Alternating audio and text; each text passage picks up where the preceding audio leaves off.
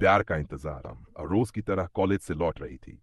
Bus stop पर खड़ी वह अपने मोबाइल में खोई थी। तभी अचानक एक किताब उसके पास गिर गई। उसने किताब उठाई और नजरें ऊपर उठाईं। एक लड़का हल्की मुस्कान के साथ उसे देख रहा था। सॉरी, हवा के झोंके में गिर गई, लड़के ने कहा। अमृता ने किताब पकड़ाई और बिना कुछ कहे बस की ओर बढ़ गई। लेकिन उस अनजान लड़के की आंखों में कुछ ऐसा था जो उसे अजीब सा महसूस हुआ। अगले दिन फिर वही लड़का, वही बस स्टॉप, वही मुस्कान। इस बार उसने खुद से ही कहा, मेरा नाम रोज यहीं खड़ी होती हो। अमृता ने संकोच से सिर हिलाया।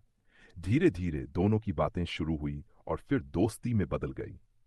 समय बीतता गया और रोहित का प्यार अमृता के लिए गहरा होता गया। लेकिन वह कभी कह न सका।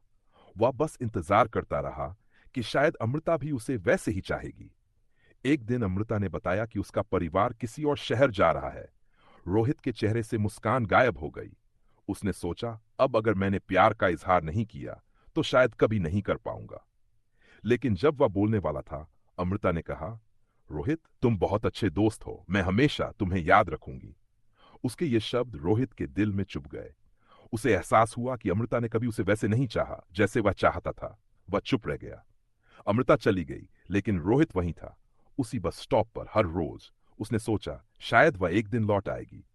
साल बीत गए, लेकिन रोहित का इंतजार खत्म नहीं हुआ। उसने कभी किसी और को उस नजर से नहीं देखा। एक दिन, कई सालों बाद, रोहित बस स्टॉप पर बैठा था जब एक छोटी बच्ची दौड़ती हुई आई और उसके सामने खड़ी हो गई। पीछे से एक जानी पहचानी आवाज आई, रोहित। उसने नजरें उठाई। अमृता थी, उसकी आंखों में वही पुरानी मासूमियत, लेकिन अब उसके साथ एक छोटी बच्ची भी थी। कैसे हो? अमृता ने मुस्कुराकर पूछा। रोहित ने भी मुस्कुराकर जवाब दिया, बस इंतजार कर रहा था। अमृता ने उसकी आंखों में देखा और उसे एहसास हुआ कि कुछ कहानियां अधूरी रहकर भी पूरी होती हैं। अगर आपको मेरी कहानी पसंद आई तो कृपया लाइक और सब्सक्राइब करके मेरा उत्साह बढ़ाएं ताकि मैं आपके लिए और भी मनोरंजक कहानियां सुनाता रहूं।